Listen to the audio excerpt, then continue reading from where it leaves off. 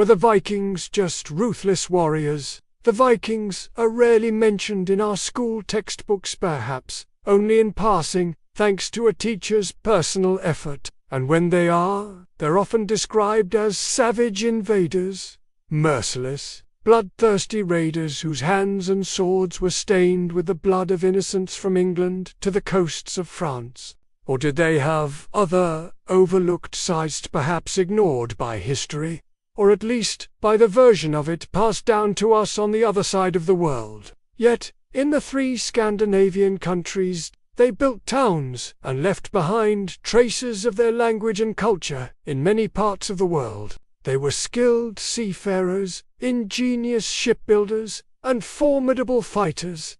Has something similar happened with the Arabs? After all, they too conducted conquests during the Islamic expansion. They attacked distant cities, destroyed monasteries, killed, enslaved, looted, and settled across what is now Russia, the United Kingdom, and other regions. So who were the Vikings really? Were they just bloodthirsty warriors, as portrayed in TV series, films, and history books? The height of the Viking Age was between the 8th and 11th centuries AD. In fact, is one of many myths about them, popularized by cinema. Their statues are proudly displayed in streets and museums, celebrated as heroes and national icons. But at the same time, they were also traders, explorers, and colonizers. In Norway, for example, they are not described as murderers, and the Vikings,